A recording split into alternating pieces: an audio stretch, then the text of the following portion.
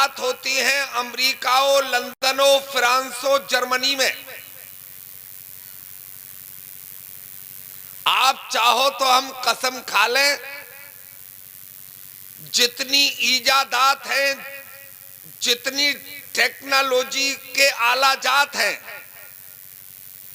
कसम परवरदिगार की वो तन्हा कुरान की देन है। बेशक बेशक बेशक बेशक। आप सोचो और गौर करके बताओ कि जब कुरान इस दुनिया में नहीं आया था तो रखा क्या था? कुछ था तो बताओ।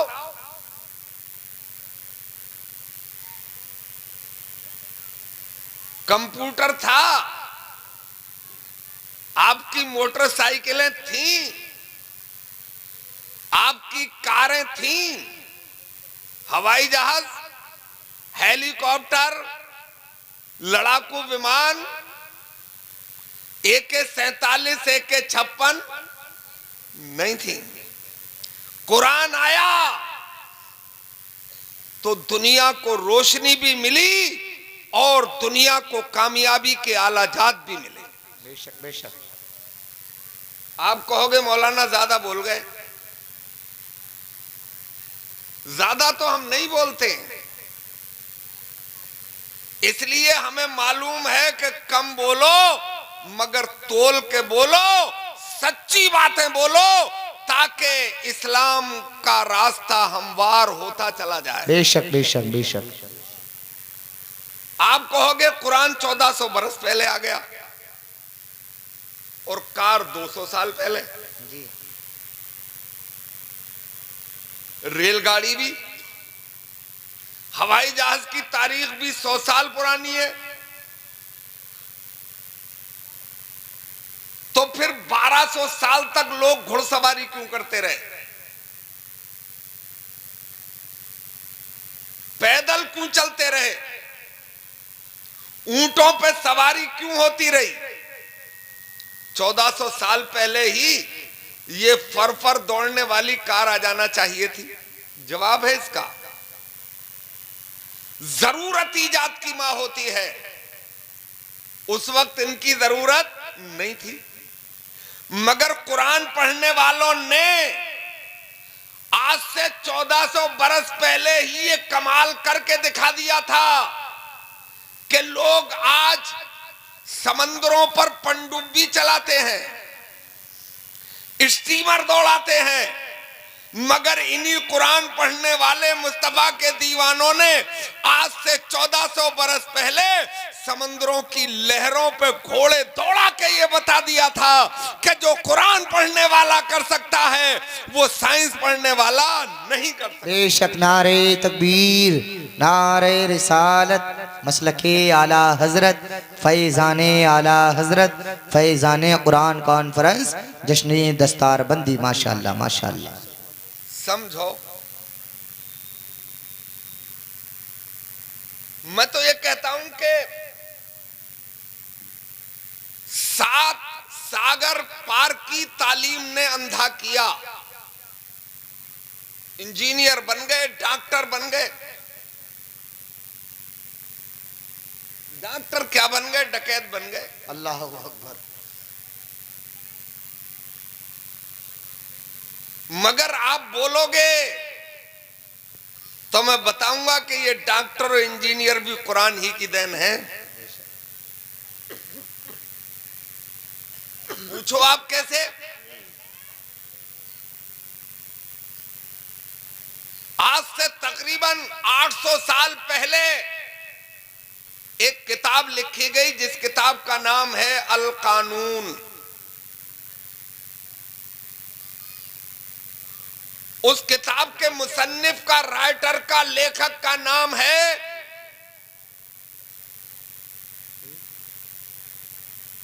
वो बुखारा के रहने वाले थे और मदरसे ही के प्रोडक्ट थे।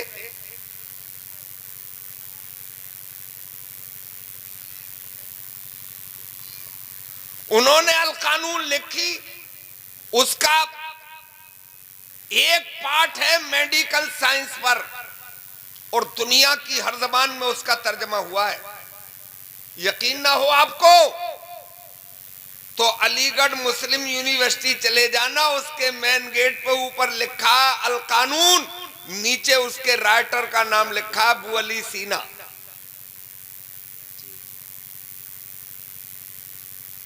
आप अमेरिका चले जाइए, वहां की राजधानी वाशिंगटन है और वहां के मेजर हॉस्पिटल के मेन गेट पे भी अल कानून लिखा, नीचे लिखा अबू अली सीना। एक पार्ट मेडिकल साइंस पर और दूसरा हिस्सा उसका इंजीनियरिंग साइंस पर।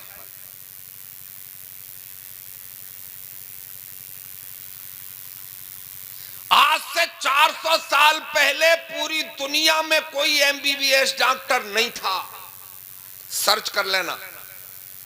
इसलिए कि पूरी दुनिया में कोई यूनिवर्सिटी थी नहीं, कोई कॉलेज था ही नहीं। हाँ, जिस मदरसे को तुम बोदला और कमजोर समझते हो, इसकी तारीख तो 1400 साल पुरानी है। यह मदरसा शुरू हुआ था मक्के की फारान की चूटी से।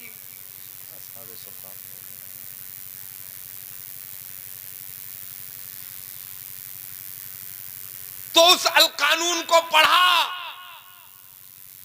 कॉलेज खुले और उस किताब को पढ़ा के एमबीबीएस की डिग्रियां दी गई, एमडी बनाए गए, एमएस बनाए गए, पूरी दुनिया में हर जबान में तर्जमा हुआ इसका। उनसे किसी ने सवाल किया कि इतनी कामयाब तरीन किताब आपने कहां से लिख दी? जवाब बड़ी मोहब्बत से दिया, तुम्हें पता नहीं है, मैंने अल्लाह का कलाम कुरान मजीद इश्क मुस्तफा में पढ़ा है, उसी को पढ़ के मैंने ये अल कानून लिखी है। सुभान अल्लाह, सुभान अल्लाह। अभी आप पे लहरा नहीं आया? हजरात तवज्जो है, मन लग रहा है आपका, मगर कहीं कोई बीच में से उठ के पत्थर न मार दे मेरे कि मौलाना कहां लंबी बात है, ये मोबाइल भी क्या कुरान की देन है? हाँ मेरे इस्लामी भाइयों, इसका मूजिद भी हमारा परवरदिगार है, इसे किसी साइंसदान ने नहीं बनाया। उन्होंने खोज की है, तलाश कर लिया है, इसलिए कि हम सो गए हैं। जब हम इश्क़ मुस्तफा में जाग रहे थे तो पूरी दुनिया को चौंका रहे थे, है ना भाई? आप यहां से बैठ के अभी अमेरिका बात कर लें, कोई तार लगा है यहां से वहां तक, सुनो बोलो, कोई खंबे उम्बे के तार हैं इसके जो वहां तक पहुंच रहे हैं? नहीं है ना? फिर ये बात यहां से वहां तक जाती कैसे है? गौर व फिक्र किया करो। अल्लाह के कलाम में जब आप तिलावत करेंगे तो बारहा जिक्र आएगा लअल्लकुम ततफक्करून। अल्लाह की निशानियों पे गौर व फिक्र किया करो। पानी अल्लाह की निशानी है, पियो तो सिर्फ ये देख के मत पी लो कि ये प्यास बुझा देगा जी, है?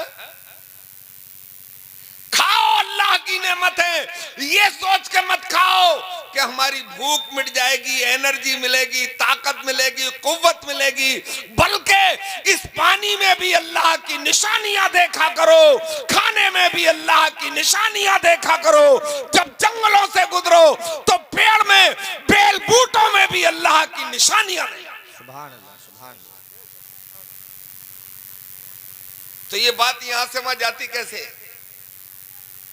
लहरों पे, तरंगों पर, शुआओं पर। ये शुआएं किसी साइंसदान ने पैदा की हैं? बोलो। इन्होंने पता लगा लिया अपनी टेक्नोलॉजी के जरिए कि इन शुआओं को इस काम भी लिया जा सकता है, हैं? इनके दोष पे बिठाकर बात यहां से वहां तक पहुंचाई जा सकती है। बेशक। अब भी बात समझ में नहीं आई, थोड़ी उर्दू की सुर्दू कर दें, अगर आपकी इजाजत हो तो हिंदी की चुंदी करके आप तक एक मिसाल देके बात पहुंचाएं। अच्छा लग रहा है आपको? बात खत्म कर दें? थोड़ा लहरा भी आना चाहिए, थोड़ा सुभान अल्लाह भी बोलते रहो, जोर से नहीं, मोहब्बत से बोलो। जिसकी आप सना हमद बयान कर रहे हैं वो तो दिलों के भी राज जानता है। मैं इसलिए बुलवा रहा हूं, मुझे पता लगे कि आप सुन रहे हैं। आप में से किसी रईस का बेटा पढ़ता है लंदन ऑक्सफोर्ड यूनिवर्सिटी में, बेटे की याद आई, खत लिखा, खत लिख के जेब में रख लिया। इस मोबाइल ने एक तो बड़ा नुकसान किया है कि वो खतों का जो मजा था वो तो खत्म। नारे तकबीर, नारे रिसालत, मसलके आला हजरत, फैज़ाने आला हजरत, हजरत अल्लामा मौलाना मुफ्ती मोहम्मद अशफाक अहमद साहिब क़िबला भोजपुरी, उलमाए अहले सुन्नत, फैज़ाने कुरान कॉन्फ्रेंस, जश्न दस्तारबंदी। माशाअल्लाह।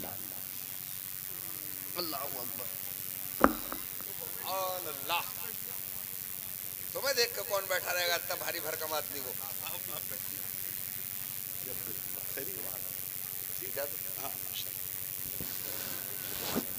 जलालतुल इल्म प्रोफेसर ऑफ माकुलात व मनकुलात हजरत अल्लामा मौलाना मुफ्ती मोहम्मद अशफाक साहब जलवागर हो गए। मैं अब ज्यादा देर नहीं बोलूंगा, मेरे लिए ये नेमत बनकर आए। बात समझ रहे हो भाई? ना समझो तो पूछ लेना, मैं हवा में तीर मारने के लिए नहीं आया हूं। आप अगर समझ के नहीं उठे तो मेरा चीखना चिल्लाना ये सब बेकार हो जाएगा। कहां पढ़ता बेटा? लंदन। खत लिखा। तो मैं ये कह रहा था कि इस मोबाइल ने जो खत लिखने में लुत्फ आता था, मजा आता था, मोहब्बत छलकती थी ना, कि मुशफिक लिखूं, शफीक लिखूं, दिलरुबा लिखूं, हैरान हूं अपने यार को क्या क्या लकब लिखूं। अल्लाह अकबर, अल्लाह अकबर। वो मजे तो हो गए खत्म। अब सवारी कोई है नहीं आपके पास, जाए कैसे? है? आप बच्चे की मोहब्बत में जंगल की तरफ निकल गए, पड़ोस से एक सरपट जानवर गुजरा, किसी से पूछा ये क्या है? बोले घोड़ा। बोले यार ये तो बड़ा अच्छा दौड़ता है, इसी को पकड़ो, सवारी के लायक बनाओ, इसी पे बैठ के चलेंगे। उसे पकड़ लिया, साध लिया, सवारी के लायक बना लिया, उस पे बैठ के गए तो वो उनकी तलाश थी, घोड़ा कोई उसने पैदा थोड़ा ही किया। ये मोबाइल भी साइंस वालों की खोज है, मुजिद तो इसका भी मेरा परवरदिगार ही है। बेशक बेशक बेशक बेशक है। और बोलो ये जलवे भी कुरान ही के हैं। सच बात। अच्छा एक बात और जरा सोच के बताना, इनकी तारीख जो आपकी यूनिवर्सिटीज है 400 साल पुरानी है,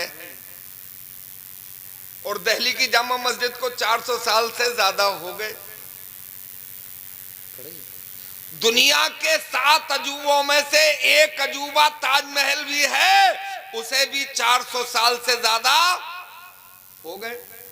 कुतुब मीनार को 800 साल हो गए हैं। मेरे भाइयों, जब कॉलेज नहीं थे तो कोई आर्किटेक्ट भी नहीं था, कोई सिविल इंजीनियर भी नहीं था। यहां ये पूरी दुनिया को मानना पड़ेगा कि दुनिया का अजूबा ताजमहल भी कुरान पढ़ने वालों ने ही बनाया है, दिल्ली की जामा मस्जिद भी कुरान पढ़ने वालों ने ही बनाई है, और वो कुतुब मीनार भी कुरान पढ़ने वालों ही ने बनाई। सुभान अल्लाह, सुभान अल्लाह, सुभान अल्लाह। हाँ भाई, एक बात और याद आई, अभी 10-15 साल पहले जर्मनी के एक अंग्रेज ने कुरान का तर्जमा किया, अनुवाद। ट्रांसलेशन। ये तो आप सब जानते हो कि तर्जमा वही कर सकता है कि जिस जबान का तर्जमा कर रहा है उसके ग्रामर से भी वाकिफ हो और जिसमें कर रहा है उसके भी ग्रामर से वाकिफ हो। बेशक बेशक है, दोनों जबानों का मास्टर हो। सही बात।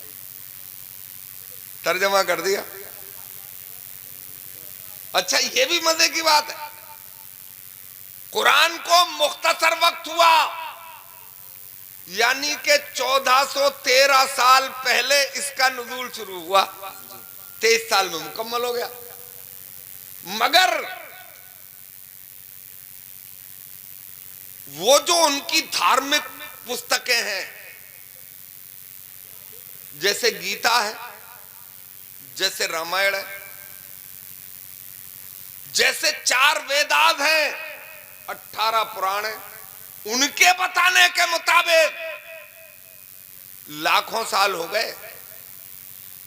कोई सतयुग का है, कोई द्रौपर का है, कोई त्रेते का है, तो जमाने गुजर गए मगर संस्कृत में थी, आज भी संस्कृत ही में है। कुरान 1400 बरस पहले आया, अभी 1500 साल नहीं हुए। चाहिए कुरान का तर्जमा, फारसी में मिल जाएगा, मलयालम में मिल जाएगा, कन्नड़ में मिल जाएगा, तेलुगु में मिल जाएगा, ब्रज भाषा में मिल जाएगा, पंजाबी में मिल जाएगा, हिंदी में मिल जाएगा, बंगाली में मिल जाएगा, जापानीज में मिल जाएगा, चाइनीज में मिल जाएगा। गोया के दुनिया की हर जबान में कुरान का तर्जमा हो चुका है। इसका मतलब यह है कि दुनिया की हर कौम की जरूरत है कुरान, दुनिया के हर मुल्क की जरूरत है कुरान, और हमारे दिलों का चैन है कुरान। बेशक। नारे तकबीर, नारे रिसालत, मसलके आला हजरत, फैजाने आला हजरत, फैजाने कुरान कॉन्फ्रेंस, जश्न दस्तार बंदी। माशाअल्लाह माशाअल्लाह माशाअल्लाह। मगर दुख की बात क्या है, बेचैनी की बात क्या है? बेचैनी की बात यह है कि जिस मकसद के लिए रब्बे करीम ने कुरान नाजिल फरमाया था, उस मकसद के लिए हमने उसका इस्तेमाल छोड़ दिया है? कुछ तो पाखंडी, बेनमाजी, बेगुसले सांड ताबीजों की दुकान लेके बैठ गए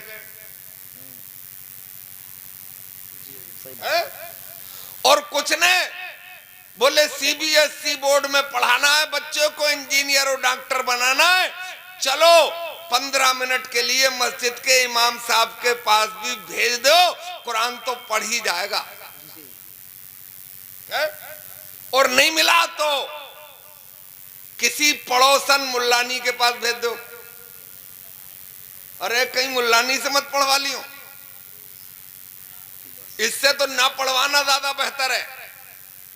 एक जगह हम गए, बोले हमारी बेटी ये 10 साल की पूरी नहीं हुई है, 15 मिनट में कुरान का एक पारा पढ़ लेती है। मैंने कहा हम भी सुन लें।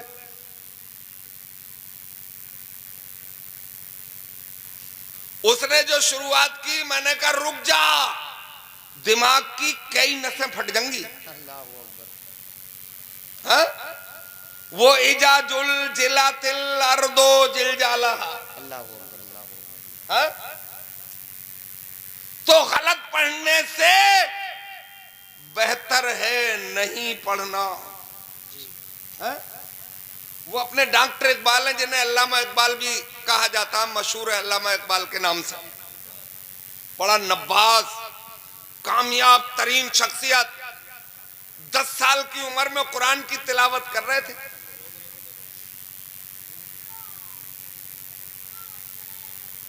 अपना ही पीस है। अरे तो छोटे पीस को क्यों लिया है? सब लोग ये खाली जगह जरा पढ़ कर लो, थोड़े तो आ जाओ यार, चिपक के बैठो यार। इतने इतने दूर दिलों की दूरी अच्छी नहीं लगती, क्योंकि ये हाव भाव से पता चलता है कि कौन किससे लगाव रखता होता है, मोमिन मोमिन के करीब होकर बैठना चाहिए, है ना। तो वो डॉक्टर इकबाल तिलावत कर रहे थे, बाप का गुजर हुआ, पूछ लिया बेटा क्या कर रहे हो, बोले कुरान पढ़ रहा हूं। 5 मिनट बाद फिर गुजरे, पूछा बेटा क्या कर रहे हो, बोले कुरान पढ़ रहा हूं। तिबारा फिर आके वही सवाल कर दिया। अब देखा इकबाल साहब ने कि अब्बा आप देख भी रहे हो और मैंने बता भी दिया है। तिबारा फिर आपने वही बात पूछ ली, बेटा बोले इसीलिए तो कि तुम सवाल करो। बोले मेरा सवाल है, आप बार बार क्यों सवाल कर रहे हैं। तो बाप ने कहा बेटा कुरान सिर्फ तिलावत के लिए, सिर्फ पढ़ने के लिए नहीं आया है, कुरान का एक एक हर्फ दिल में बसाने के लिए आया है। कुरान को पढ़ा जाए तो समझ के पढ़ा जाए, इसलिए कि कुरान पढ़ा जाएगा तो नेकियां मिलेंगी, और कुरान समझा जाएगा तो अमेरिका के व्हाइट हाउस पे परचम इस्लाम लहराने का काम किया जाएगा। कुरान सिर्फ तिलावत के लिए नहीं है, उसे समझ के अल्लाह की जमीन पे अल्लाह वालों की हुकूमत का। बेशक नारे तकबीर, नारे रिसालत, मसलके आला हजरत, फैजाने आला हजरत, जश्ने दस्तारबंदी। माशाअल्लाह माशाअल्लाह। क्या पागल मान रहे हो मौलाना इफ्तिखार साहब को तुम, है कि इन्होंने मदरसा कायम किया सीबीएसई बोर्ड के दौर में, इंग्लिश मीडियम के जमाने में। अरे इन्होंने बारीकी से देख लिया कि इज्जत भी यही है और शोहरत भी यही है। एक दिखाओ कॉलेज का प्रोडक्ट कि जो मर गया हो और उसका नाम 1 सदी तक जिंदा रहा हो। मैं आपको हजारों दिखा दूंगा कि सदियां नहीं हजारों साल गुजर गए हैं, मगर जिन्होंने कुरान पढ़ा, आलिमे दीन बने, हाफिजे कुरान बने, दुनिया से चले गए हैं। जितना जमाना गुजरता चला जा रहा है, उनके मज़ारों पे उतनी ही भीड़ बढ़ती चली जा रही है। बेशक बेशक बेशक।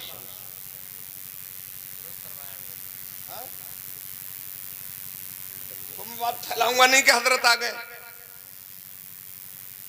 कुरान का उसने तर्जमा किया,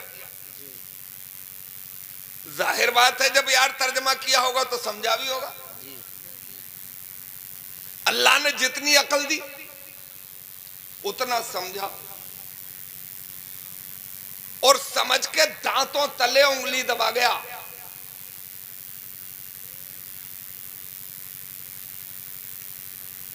और चीख के बोला क्या जरूरत थी मुझे कॉलेज और यूनिवर्सिटियों के चक्कर लगाने की।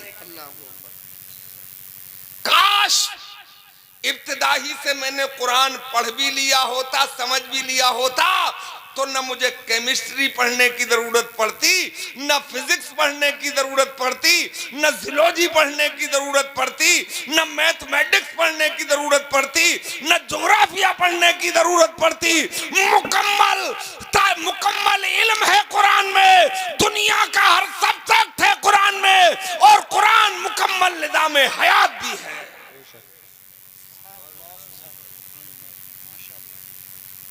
मगर उसने एक सवाल भी किया, मुसलमानों तुमसे मुखातिब हूं, वो अंग्रेज बोलता है। मैंने जब कुरान का मुताला किया है तो मुझे सब कुछ कुरान में मिल गया। अमीर हो तो कैसे जिंदगी गुजारो, गरीब हो गए हो तो कैसे जिंदगी गुजरेगी, कुरान बताएगा। है? वक्त के हुक्मरान बन गए हो, कैसे जिंदगी गुजरेगी, कुरान में है। रियाया हो, कैसे जिंदगी गुजारोगे, कुरान में है। औलाद हो, बाप के सामने कैसे जिंदगी गुजरेगी, कुरान में है। बेटी हो, अपनी जिंदगी कैसे गुजारोगी, कुरान में है। मगर मुसलमानों एक बात कुरान में मुझे तो मिली नहीं है, तुम तो शुरू से ही कुरान से मुंसलिक हो। घर में अम्मा तिलावत कर रही है, मस्जिद में जाते हो तो इमाम साहब तिलावत कर रहे हैं। एक बात मुझे कुरान में नहीं मिली, वो बात ये है कि जब इंसान दुनिया का गुलाम हो जाए तो कैसे जिंदगी गुजारे। है? सवाल कांटे का है? जब दुनिया का गुलाम हो जाए तो फिर कैसे जिंदगी गुजरे। मुस्लिम दुनिया से जवाब पहुंचा ही नहीं था कि अल्लाह ने उसके दिल में डाल दिया और बोला, मुसलमानों अब तुम्हारे जवाब की जरूरत नहीं है, मैंने तलाश लिया है। ये बात कुरान में इसलिए मौजूद नहीं है कि कुरान का मानने वाला कभी दुनिया का गुलाम हो ही नहीं सकता है। जो कुरान मानेगा वो दुनिया का हुक्मरान होगा, दुनिया के इशारे पे नाचेगा। बेशक बेशक बेशक। मगर यार तुम तो नाच रहे हो हैं? कभी इस पाले में कभी उस पाले में, कभी यहां तो कभी वहां। क्यों? सरकार ने फरमाया दुनिया की सबसे दानिश्वर कौम का नाम है कौम मुस्लिम। बेशक। और सरकार ने यह भी इरशाद फरमाया कि मोमिन को एक बिल से दोबारा नहीं डसा जा सकता। मतलब एक बार धोखा खा जाए, कोई चाहे कि दोबारा धोखा दे दे तो नहीं दे सकता है? और वो भी धोखा ऐसे थोड़ी बेवकूफी में खा जाएगा, नहीं, शराफत में, इंसानियत में, मानवता में। और दोबारा कोई चाहे तो धोखा नहीं दे सकता। और तुम्हें तो धोखे ही धोखे मिल रहे, कभी कांग्रेस के पाले में, कभी सपा और बसपा के पाले में। 75-76 साल हो गए तुम्हें धक्के और ठोकर खाते हुए। यहाँ मुझे ये कह के बात रोकना है कि अपना ईमान तलाशना, कि ईमान अगर मजबूत है, गुलामी मुस्तफा का पट्टा अगर गले में है, सुबह को उठ के कुरान की तिलावत है, 5 वक्ता नमाजें हैं, चैलेंज करता हूं दुनिया की कोई ताकत तुम्हें घुटने टेकने पे मजबूर नहीं कर। बेशक बेशक बेशक। इसका मतलब ये है, वो तो यार उन्हें पैसे दे रहे हैं, तुम्हें थोड़ी दे रहे हैं, तुम यार उनकी तरफ क्यों देख रहे हो। एक बार में रख दे यार जितने देना है।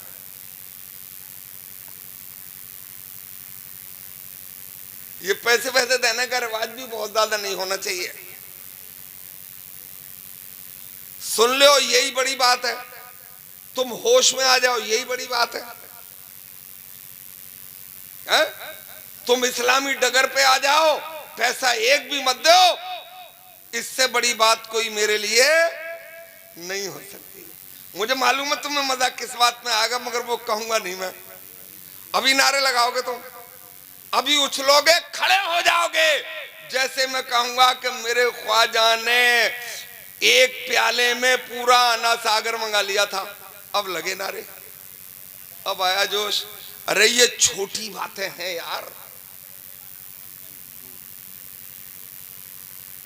ये कमजोर बातें हैं। जब ये मान ही लिया गया है कि अल्लाह ने उन्हें विलायत का दर्जा अता फरमाया था, वो चाहते अना सागर का समंदर कूदे में आ जाता, मगर वो इसलिए नहीं आए थे कि अना सागर को कूदे में मंगाना है, ऊंटों को बैठाना या उठाना है। अरे वो हजारों मील का सफर तय करके वो मुस्तफा का जाने रहमत के खानदान का शहजादा, वो करबला वालों का लाल भारत में इसलिए नहीं आया था कि ऊंट बैठाना या उठाना है, अना सागर को प्याले में मंगाना है या नहीं मंगाना है। वो इसलिए आए थे कि इस धरती पे आके मुस्तफा जाने रहमत के गुलाम बनाना है। और उन्होंने 90 लाख गुलाम मुस्तफा बना के रिकॉर्ड कायम किया था। असल मकसद ये, नारे तकबीर, नारे रिसालत, मसलके आला हजरत, फैजाने आला हजरत, जश्न दस्तार बंदी, माशाअल्लाह माशाअल्लाह। तो मैं हजरात आपको इतना घुमा के लाया तो ये बात बताने के लिए कि ताकत दुनिया में नहीं है, चाउमीन में भी दम नहीं है, बर्गर में भी नहीं है यार जी। आपके काजुओ पिस्ताओ बादाम में भी ताकत नहीं है, आपके केले में, आपके सेब में, आपके अंगूर में भी दम नहीं है। अगर यही बात है तो मुझे बताओ मटन में क्या रखा है, आपके चिकन में क्या रखा है? आओ पलट के देखो। अगर यही बात थी तो 3 वक्त से खाना मिला ही नहीं है? और हाथ में जुल्फ़िकार हैदरी है। हा? मैं हैदर कर्रार का जिक्र कर रहा हूं, 3 वक्त से खाना मिला नहीं है, हाथ में जुल्फ़िकार हैदरी है और सामने कुफ्र का किलाए खैबर है, इल्लल्लाह का नारा लगाया जाता है और किलाए खैबर के दरवाजे को उखाड़ दिया जाता है। इसका मतलब असल ताकत अल्लाह की याद में है, मुस्तफा की गुलामी में है, कुरान की तिलावत में है, 5 वक्ता नमाजों में। बेशक बेशक बेशक, माशाअल्लाह माशाअल्लाह। एक बार ना हजरत अली अखरोट तोड़ रहे थे, नहीं टूट रहा था। किसी साथी ने कहा हजरत ये वाला अखरोट और वो वाला बाबे खैबर जी है? समझ गए बात? बोले अखरोट और उधर बाबे खैबर। आपने नजर उठाई, इरशाद फरमाया दूसरा कोई खैबर हो ले आ फिर तोड़ दूंगा। हा माशाअल्लाह माशाअल्लाह। कि हजरत ये फिर अखरोट? अरे बोले इतनी सी बात समझ में नहीं आ रही है, इस पे हाथ की ताकत का इस्तेमाल किया जा रहा है और जब कुफ्र का किला सामने आएगा तो इश्क मुस्तफा की ताकत का इस्तेमाल किया जाएगा और इश्क मुस्तफा की ताकत का मुकाबला तागूती ताकतें कर ही नहीं पाती। बेशक बेशक बेशक। वो जंग चल रही थी ना इसराइल की फिलिस्तीन से, मैंने कहा था दिल्ली के कॉन्फ्रेंस में जितनी ताकत हो झोंक देना जी। असल में इसराइल तो कुछ भी नहीं है, वो तो अमेरिका की एक चौकी है वेस्ट एशिया में है? तो दुनिया की सुप्रीम पावर से वो मुट्ठी भर लोग मैदान में थे। मैंने कहा गिरा दो बम,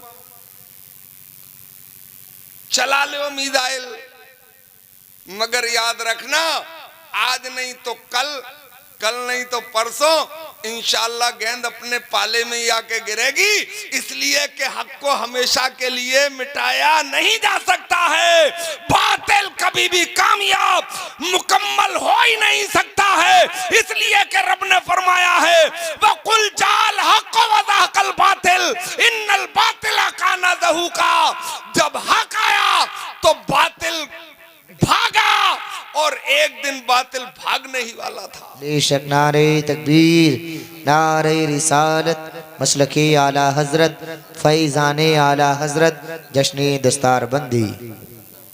मगर अपना क्या है? बोले पढ़ लो कुरान शरीफ, अच्छी बात है, हा?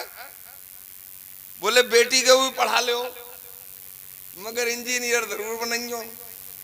अबे बेटी इंजीनियर बन के क्या करेगी? है? बेटी को वकील बनाने की भाई क्या जरूरत है? बताइए जरा। हाँ, एक बात समझ में आती है कि उसे गायनी बना लिया जाए, यानी बच्चे पैदा करने वाली डॉक्टर जो बच्चे की पैदाइश कराती है उसे गायनी बोलते हैं, है ना? वो भी बड़ी डिग्री है, MBBS के बाद MS करा जाता है उसी शोबे में। ये बात तो समझ में आती है। नुको उन जालिमों के पास चले जाओ तो अगर ऑपरेशन करना नहीं हुआ तब भी कर डालते हैं, है जरूरत नहीं है यार। ये बच्चे की पैदाइश तो नेचुरल प्रोसीजर है? ये तो एक निजाम है, मगर जैसे ही उनके पास पहुंचे छुरी लेके पहले से बैठे रहते हैं, बोले चलो ओटी में, है ना। और हम भी उनके झांसे में आ जाते हैं और पेट फड़वा लेते हैं। उनसे बड़े बड़े नुकसान होते हैं। कभी इस मौजू पे बात होगी तो इंशाअल्लाह करेंगे। हम आपको इतना बता के जाना चाहते हैं कि अपनी बेटियों को कनीज़े फातिमा बनाओ। बेशक बेशक। है? अपने ही इदारे कायम करके, और बोर्डिंग का न हो तो बेहतर है, रोज आए रोज जाएं, हैं? और उन्हें कनीज़े फातिमा बनाओ। ईश्वरिया राय बनाओगे तो मामला बिगड़ेगा। तुम्हें तखमीना मालूम नहीं है, 10 साल में 13 लाख लड़कियां आपके घराने की दूसरों के साथ चली गईं। 90% कॉलेज की प्रोडक्ट है ना। अरे बोलो छत से गिर जाए, बोलो किसी दरिया में छलांग लगा दे, क्या उन्हीं का कसूर है? बोले गए हम भी शरीक हैं कि हमने उन्हें हीरोइन बनाया, मुस्तफा जाने रहमत की शहजादी की कनीज नहीं बनाया। अगर उन्हें इस्लाम पढ़ाया होता तो वो जान तो दे देती, मगर अपने ईमान पे आंच नहीं आनी। अगर आपको गुस्सा ना आए तो आखिरी बात कह के अपनी बात खत्म करें। गुस्सा तो नहीं आ रहा है? तो जरा सुभान अल्लाह तो बोल ही दो। सुभान अल्लाह। खानजादे लग रहे हो साहब, थोड़ी ढीठ कौम है ये। नहीं, ये आसानी से बोले ही ना। देखो, बुनियाद मजबूत जब होती है तो उस पर कई माला बिल्डिंग बनाई जा सकती है, और जब बुनियाद मजबूत नहीं होती तो दूसरी मंजिल बनाने में भी डर कुछ साध्यों मेरा लगता है ना। हदीस शरीफ में है कि जब कोई औरत मां बनने वाली होती है, यानी हामला होती है, प्रेग्नेंट होती है, तो वो मादाए मनविया 40 दिन तक, पहले 40 दिन वो एक खून की फुटक बनता है, फिर दूसरे 40वें में वो गोश्त में तब्दील होने लगता है, तीसरे 40वें में वो गोश्त का एक लोथड़ा मुकम्मल बन जाता है, यानी 3 40वें, यानी 4 तिया 12, 120 दिन। फिर अल्लाह ताला हुक्म देता है 120वें दिन फरिश्तों को कि इस मां के शिकम में जाओ और इसे इंसानी शक्ल दे दो, है? इसकी आंखें बनाओ, नाक बनाओ, पेशानी बनाओ, होंठ बनाओ, यानी पूरा स्ट्रक्चर, पूरी बॉडी। अब बॉडी पे नाम आया तो एक बात और बता दें आपको, जरा मन लगाओ तो उसमें मजा आएगा आपको। ये अल्लाह ने जो हमारा स्ट्रक्चर तैयार किया, ये बॉडी, ये बड़ी बेशकीमत है। ये बॉडी इतनी अलबेली है जिसके बारे में कुरान में भी इरशाद फरमाया, लक़द खलक़नल इंसान फी अहसन तक़वीम, हमने इंसान को अच्छी शक्ल सूरत में पैदा किया है? मगर जानते हो, दो तरीके के प्रोसीजर हैं इस दुनिया में, एक है मैनुअल और है दूसरा ऑटोमेटिक। मैनुअल सिस्टम, जैसी जरूरत वैसा गियर बदलना पड़ता है। 10 से 20 किलोमीटर की रफ्तार में दूसरे गियर से काम नहीं चलता, लिया जाएगा। ऊपर बढ़ाओगे तो तीसरा डाला जाएगा, 50 से ऊपर जाओगे तो फिर टॉप गियर लगाया जाएगा। अपने आप ही तो लगाया जाता, क्लच दबती है और गियर पड़ता है। और ये कार आ गई मैनुअल सिस्टम की 200 साल पहले। अब आया दूसरा सिस्टम ऑटोमेटिक, इसे 20 साल हुए। जैसी जरूरत होती है वो कार अपने आप गियर ले लेती है? उसमें आपको गियर बदलने की जरूरत नहीं है। तो ये अपनी जो बॉडी है ना, ये मैनुअल सिस्टम नहीं है, अल्लाह ने इसे ऑटोमेटिक बनाया है। जैसी जरूरत पड़ती है ये बॉडी ऐसे ही अपने आप गियर ले लेती है। आपको क्या पता कितनी बीमारियां बाहर से आती हैं और आपका ऑटोमेटिक सिस्टम उन्हें रिजेक्ट कर देता है। बाहर से आने वाले जरासीम को लड़के क्या तो उन्हें खत्म कर देता है या भागने पे मजबूर। अरे कोरोना आया, कितने लोग छलाम हो गए, किसी पे असर भी नहीं पड़ा, है ना? तो ये मैनुअल सिस्टम नहीं है, ये ऑटोमेटिक सिस्टम है। बात समझ में आई? अरे इस्लाम को पढ़ो तो, इस्लाम को समझो तो। आला हजरत ने ऐसे ही नहीं कह दिया कि फिर के गली गली तबाह, ठोकरें सबकी खाएं क्यों, दिल को जो अक्ल दे खुदा तेरी गली से जाए। बेशक बेशक, है ना? तो आप तो और करो। अरे किसी रामलाल से पूछियो जाके, बहुत हायर एजुकेटेड वेल एजुकेटेड, कि मुझे अपनी किसी धार्मिक ग्रंथ से बताओ कि खाने का तरीका क्या है, पीने का तरीका क्या है। कसम खा के कह रहा हूं नहीं बता पाएगा, है ही नहीं किसी धार्मिक ग्रंथ में। और कोई तुमसे पूछ ले तो मुस्तफा जाने रहमत के फरमान में बताओगे कि मुस्तफा ने फरमाया ऐसे पीना है, मुस्तफा ने फरमाया ऐसे खाना है। उसका एक पूरा बाब है, पूरा एक चैप्टर है? तो उठने बैठने से लेकर खाने पीने तक ही नहीं, बल्कि जिंदगी के इस मोड़ से कब्र के मोड़ तक मुस्तफा जाने रहमत सल्लल्लाहु अलैहि वसल्लम ने आपको कानून बना के दिया है। दुरूद शरीफ पढ़ लो एक बार। अल्लाहुम्मा सल्ली अला सय्यिदिना मौलाना मुहम्मद मुबारक वसल्लम। आपको याद है मैं क्या कह रहा था? या हबीबल्लाह सल्लल्लाहु तआला अलैहि वसल्लम। याद है? बोलो, बताओ क्या कह रहा था? हैं? हैं? हाँ। अरे वो तो इंसानी शक्ल। तो अल्लाह तबारक व तआला ने आपको मजहब इस्लाम देकर एहसान अजीम फरमाया, और उससे भी बड़ा एहसान ये फरमाया कि मुस्तफा जाने रहमत की उम्मत में पैदा फरमाया। मैं अब आपको ये बता रहा हूं कि इन बेटियों का मखसूस ख्याल रखो। और देखो, शादी ब्याह में ज्यादा लफड़े मत करो, हैं? इससे भी बड़ा नुकसान हो रहा है। 8-8, 10-10 जगह के लोग देख के जाते हैं और रिजेक्ट कर जाते हैं। अभी मुझे पता चला कि बरेली जिले में दौरे के करीब एक गांव है, उसमें 8 बार लोग देखने आए और 8वीं बार भी रिजेक्ट कर गए। और जब उस लड़की को पता चला कि ये भी रिजेक्ट कर गए, किसी दूसरे के साथ भाग गई।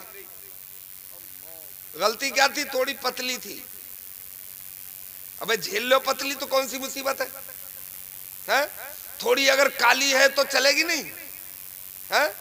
अरे थोड़ी 18-19 चला लिया करो मेरे भाई, ये दुनिया है, यहाँ हूर नहीं मिलेगी। मुझे तो इतना पता है कि अगर काली कनीज़े फातिमा है, उसका किरदार अच्छा है, कुछ दिन बाद परी लगने लगेगी। और अगर गोरी बदतमीज है, जलील है, ख्वार है, निरी दुनियादार है, कुछ दिन बाद चुड़ैल लगने लगती है।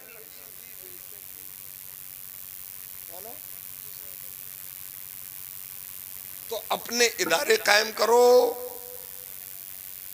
जरूरत पड़े तो कॉलेज और यूनिवर्सिटियां भी बनाओ, हैं? मगर अपने यहाँ पैसा मिला है तो बारात घर बनाए। पैसा हो जाएगा तो कोठी ऐसी बनाएगा कि लोगों को बुला के दिखाएगा मैं गुजारिश करने आया हूं, अगर अल्लाह ने आपको दौलत दी है और 5 मंजिल बना सकते हो, 1 मंजिल रोक दो, 1 मंजिल का पैसा तालीम पे खर्च करो। आखिरी बात है, अभी 5-6 महीने पहले एक तहकीक हुई कौम मुस्लिम पर हिंदुस्तान में, तो पता ये चला कि कौम मुस्लिम में 53% बिल्कुल अनपढ़ हैं।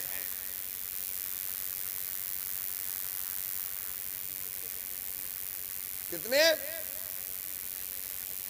जबकि अल्लाह ने अपने कलाम में पहला लफ्ज जो नाजिल फरमाया वो इकरा है, अमर का सेगा है, यानी हुक्म दिया गया पढ़ो।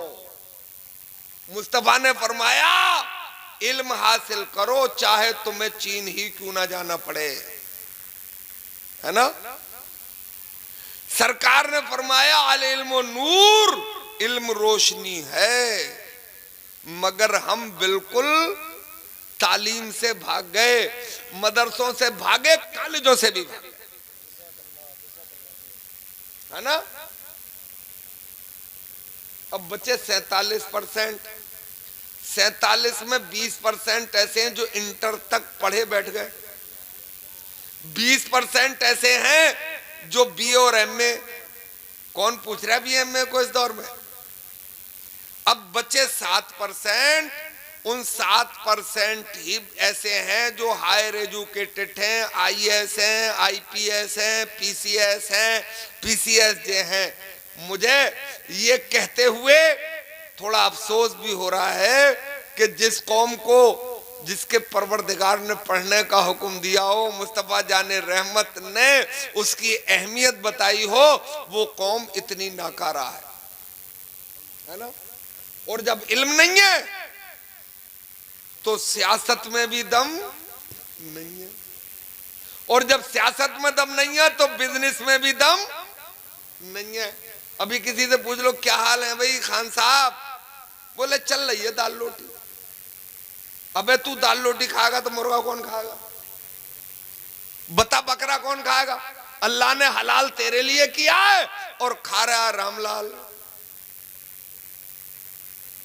है, इसलिए कि तेरे पास दमी नहीं है। अल्लाह ने ये मजहब इस्लाम आपको अता किया, आपको फकीर बनाने के लिए नहीं किया है, बल्कि दुनिया के हर फील्ड में आपको कामयाब बनाने के लिए अता फरमाया, है ना। आप अगर बिजनेस को बुरा समझते हैं तो मुस्तफा जाने रहमत सल्लल्लाहु अलैहि वसल्लम के 2 असहाब जो अशराए मुबश्शरा में से हैं, मक्के के हजरत उस्मान गनी, जब उनकी तिजारत का काफिला मक्के की गलियों से गुजरता था तो दरो दीवार थर्रा उठते थे, है?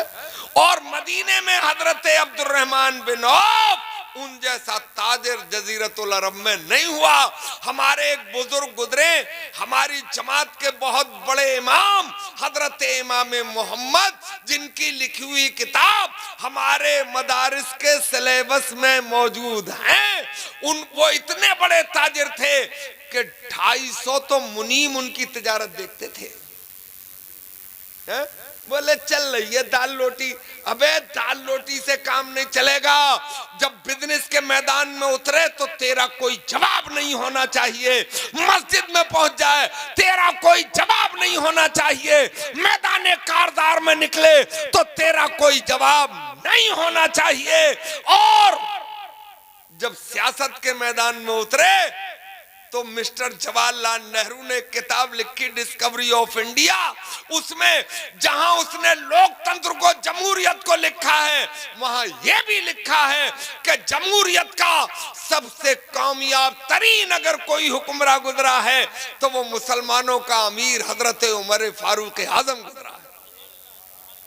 बोलो सुभान अल्लाह, है?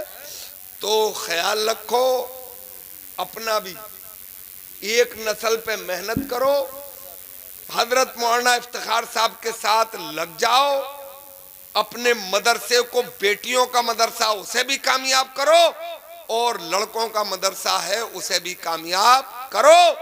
जितना बन सके कोशिश करो। खुदा के नाम पे खर्च करने वाला मैंने आज तक कोई गरीब नहीं देखा है। अल्लाह आपको शाद रखे, आबाद रखे और दोनों जहां में कामयाबी अता फरमाए। सलाम।